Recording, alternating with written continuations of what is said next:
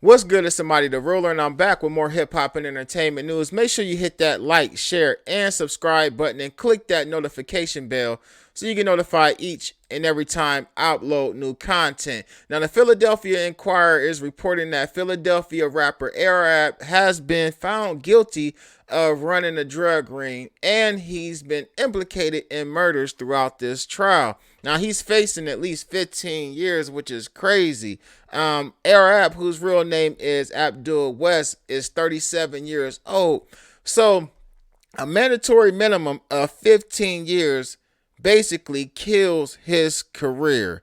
Now, at the end of the day, I've been an Arab fan for quite some time. I've been checking him out for some years. I always liked him, and I believe that if the right people was around Arab, he probably would have been a lot more successful and probably wouldn't have to turn and do some of the things that he ended up doing in order to make money if what they're saying is true. Now, on Tuesday, federal jurors concluded that the tough talking kingpin, and this is what this article says, that Arab basically made this persona through his music and his real life, and the music was just a reflection of his real life criminal career. Now, basically, this panel found the rapper guilty, him and three other members of OBH. Now, they are accused of turning the record label into a large scale North Philly drug trafficking operation. They've also been implicated in several murders. Now, one of the murders that was brought up during this trial was the murder of someone by the name of Robbie Johnson. Now, in the papers, his name will be maybe listed as Robert Johnson, but apparently he was a rival of OBH or of Arab, and allegedly there was a hit placed on his head. Now, there's a member of OBH who was actually locked up for committing this murder, and they found a phone. They went to a residence that was associated with Arab. This phone was allegedly supposed to be Arab's, and in the phone, he had wrote some bars 4 days later that they are trying to say is associated with the murder of Robbie Johnson. Now, the bars go like this. I'll have the whole city scared.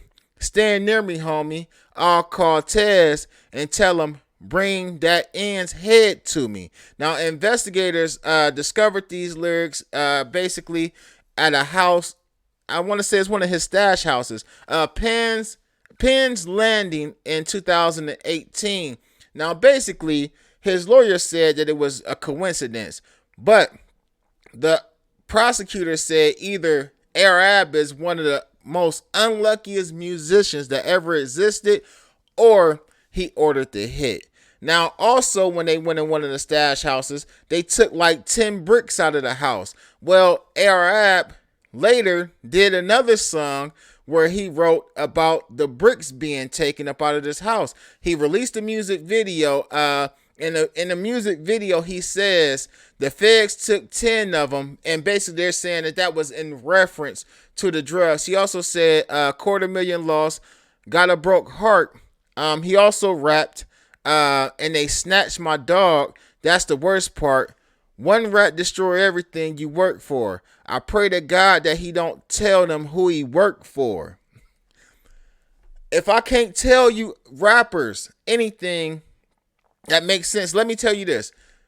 If you are the main rapper, you have no business still being the main man within the organization. Somebody else needs to put the team on their back, and they need to push you because you the ticket out the hood. I'm gonna just keep it real. Like, some people might want to say, "Oh, don't do this or don't do that." I'm gonna just say, if you're doing it, do it the right, do the right thing. The main rapper, should never be the person who's actually in the streets ordering hits and moving bricks. Now, throughout the trial, West and his co-defendants maintain that OBH is not just a front for their drug trafficking efforts, but it's a legitimate record label that's basically draw interest from fans as well as people from the music industry. They also say that they has a dozen witnesses, including several OBH members, who pleaded guilty and testified against a former colleague such as ARAB. Now, it's described a substantial trafficking network, one that brought cocaine, heroin, meth from a supplier in California. Now, who knows what's going on back in California right now? They sold the drugs on the streets in North Philly and stored them in a high-end center city apartments. They turned into a stash house, and many rented under fake names. One of the more popular ones was the one that was, I guess, the nickname or the term that they used for it in text messages was the mansion.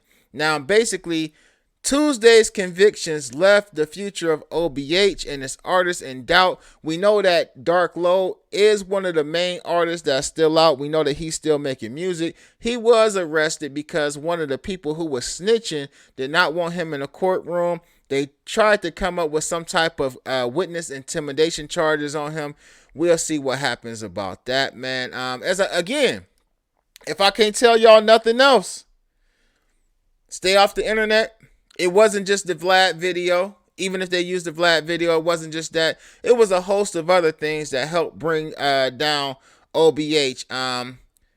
Get in the comment section. Let me know what you think. Does ARAB have any type of future in the music industry once he returns? I'm a Mighty Ruler. Make sure you hit that like, share, and subscribe button and click the notification bell so you get notified each and every time I upload new content. Peace.